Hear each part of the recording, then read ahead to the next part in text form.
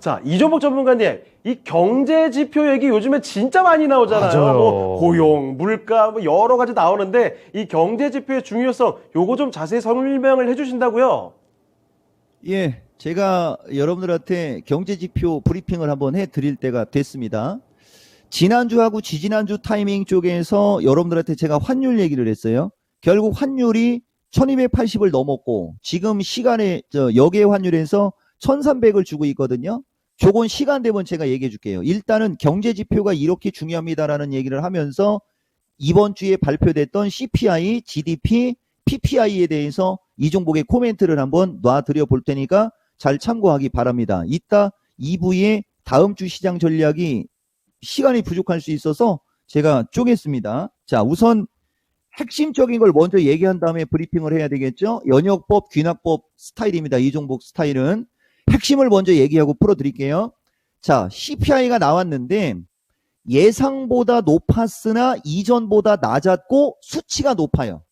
뭔 소리야? 자, 예상보다 높았다는 얘기는 예상치를 너무 작게 잡았다는 얘기죠. 그죠? 이전보다 낮았으니까. 근데 이전보다 낮았지만 그 수치가 높다는 이따 보여드릴게요. 이것은 시장의 중립 이하. 어떻게 보면 부정이라고 할 만큼 안 좋은 기사입니다. 이거 나쁜 기사. 자, GDP 소매 판매. 너무너무 높게 나와.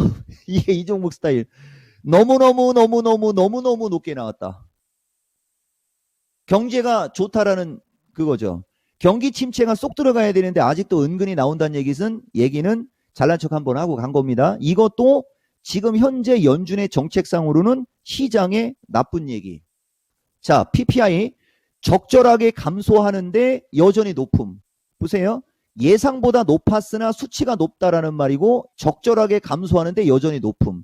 감소는 감소고 낮은 건 낮은데 여전히 높은 게 문제죠. 그러니까 수치가 중요한 겁니다. 지금 나와 있는 수치들은 시장이 반응을 하기에는 여전히 높은 수치다. 저는 이건 예상치를 너무 낮게 잡았다고 얘기하거든요. 그러니까 PPI의 수치는 저는 동그라미 정도로 줄 수 있을 만큼 PPI는 동그라미가 맞아요. 근데 시장은 이것도 X로 받아들이고 왜 X로 받아들이느냐? 제가 봤을 때는 전월비가 너무 높아요. 그러니까 PPI는 동그라미고 전월비가 X가 되는 거죠. 그러면 엄청나게 중요한 지표를 보면 지표가 나와 있는 데이터상으로 보면 X가 3개고 동그라미가 하나 정도. 근데 높은 동그라미, 여전히 불안한 동그라미. 그러면 장이 급락해야 되거든요. 근데 지금 미국장이 급락합니까? 아직은 버티고 있죠. 자, 국내장이 급락합니까? 아직은 버티고 있죠. 환율이 1300을 왔는데 외국인이 팝니까? 아직은 안 팔고 있죠. 그래서 다음번 이 물가가 중요하다고 얘기하는 겁니다. 다음번 이 PCE 물가도 중요한데 이것도 제가 살짝 브리핑을 한번 해드려 볼게요. 시간이 되면. 자, 그러면 이제 수치가 어떻게 나왔는지 한번 보겠습니다. 요겁니다. 보시면 이게 정말 중요합니다. 이게 또 중요한 거예요. 파웰 의장이 2월 2일 때 연설을 할 때 PCE가 4%대로 나왔습니다. 그러나 여전히 높고 그때 무슨 얘기를 했었냐면 PCE가 다시 상승할 걸로 예상합니다라고 했어요. 근데 제가 칸이 너무 길어서 그건 빼버렸거든요. 제 머릿속에 집어넣어놓고 어쨌든 간에 여기 보다시피 이 이전치가 옵니다. 그리고 여기 보면 이 근원 PCE가 4.4가 4.4로 예측되어 있지. 예측되어 있죠. 그러면 이전치 5보다 낮게 떨어져서 만약에 이 PCE가 5%보다 더 낮게 떨어질 때 낮게 떨어지는 게 4.9가 아니고 기본적으로 물가가 떨어지는 걸 보면 0.4에서 0.6 사이로 떨어졌거든요. 저는 그 수치까지 봤거든요. 그러면 만약에 이것이 숫자가 4.6 수준 정도 나오면 지수 위로 올리는데 이게 높아질 확률이 높은 거예요. 그러니까 낮게 나오면 올라가는데 확률적으로는 낮게 나올 확률은 떨어진다는 얘기 드린 겁니다. 여러분. 그 다음에 이제 이거보다 먼저 나오는 게 뭐냐. 시간이 49분이죠. 아직 시간 있죠. 저거보다 먼저 나올 게 뭐냐면 여기 보시면 23일 날 전분기 근원 PCE가 있거든요, 여러분. 전분기 근원 PCE가 23일 날 나와요. 이걸 보시면 이건 3.9에서 4.5로 높아져 있죠. 이렇게 나왔으면, 이렇게 나와버리면 여기서 장은 흔들릴 거고, 그 다음에 그 다음날 또 지표가 나오는 거거든요. 그러면 여기 지표 높아지는 건 기정사실이죠. 그래서 요 지표들을 여러분들이 좀 잘 보시라는 말씀 드리고, 지금 상황의 분위기는 높게 나올 분위기다. 요 정도 얘기하는 겁니다. 그러면 이게 높게 나올 분위기고 이 정도였으면 미국장이 기술적으로 벌써 12,000대로 밀려 내려와 있었어야 됩니다. 12,000대로. 근데 지표가 저렇게 나오는데도 오히려 양봉세계를 주고 올라갔었죠. 그러면서 이걸 쌍봉으로 만들어 놓은 게 기술적으로 더 안 좋은 거예요. 근데 기술적으로 이렇게 만들어 놨어도 요 폭이 있지 않습니까? 요 폭만큼 밀린다고 가정을 했을 때 60일선을 깨고 급락하는 그런 장은 아닌 거죠. 저는 이거는 이 종목의 미스터 진단 시청자분들한테 전문가의 사명으로 앵무새가 아닌 나의 주장을 할 수 있는 거죠. 저기가 기회입니다. 기회. 다만 지금도 보시면 저기가 기회입니다라고 한다는 얘기는 저 정도까지는 밀릴 확률이 높다라는 얘기도 알아야 되는 거예요. 단기적으로는 저기가 기회다 그러면 단기적으로는 저 정도로 밀릴 확률이 높은 거고 저 정도로 밀렸을 때 기회를 잡는 거죠.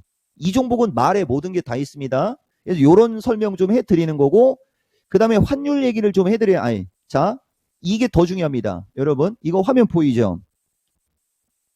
자 이것은 아까 얘기한 거고 이거죠 이거 CPI하고 소매 판매 이겁니다 여러분 이겁니다. 여기 보시면 5.72 5.6 둔화되는 게 속도가 떨어지죠 여러분.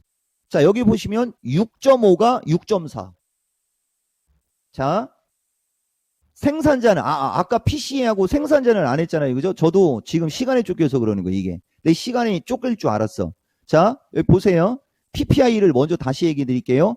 5.8이 5.4면 0.4가 빠진 거거든요. 근데 예상이 4.9 어떻게 물가가 1%가 빠지나 한 방에 이걸 너무 높게 잡았다는 얘기예요. 자 기존의 6.5인데 예상을 5.4로 했어.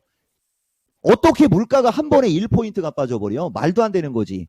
6.5가 6.0으로 빠졌습니다. 보이시죠 여러분? 대신 이 전월비가 조금 높은데 제가 얘기했잖아요. 마이너스 0.2가 0.7. 그 다음에 이제 실업수당인 시간 없으니까 빼버리고 저 숫자를 잘 보셔야 돼요. 자 둔화되는 폭이 분명히 컸는데 높은 거고요. 자 CPI 보겠습니다. 5.72 5.6 6.5가 6.4 둔화폭이 작죠 여러분. 이게 중요한 겁니다. 이런 게. 그 다음에 이제 소매 판매는 뭐 얘기할 거 없고 환율이 더 중요하니까 저거하고 다시 환율로 가겠습니다. 여기 지금 보면 제가 2월 10일 날 환율 1280의 중요성 해가지고서 외국인 수급에 영향을 주네 어쩌네 얘기하고 1280을 돌파하면 되돌림이 나온 후 1320에서 1350까지 올라갈 수 있다라고 하면서 외국인 수급에 영향을 줄 거라고 했죠. 근데 지금 영향을 안 주고 있어요. 그러니까 지금까지 얘기를 종합해 보면 경제지표가 이렇게 중요한 건데 얼마만큼 내려왔냐 얼마만큼 둔화됐냐 그리고 그 수치가 여전히 높으냐 낮으냐 보면은 어느 정도의 지금 시장은 미국장은 12,000 언저리나 그 이하로 내려왔어야 되는데 거기까지 안 내려오고 있다는 점.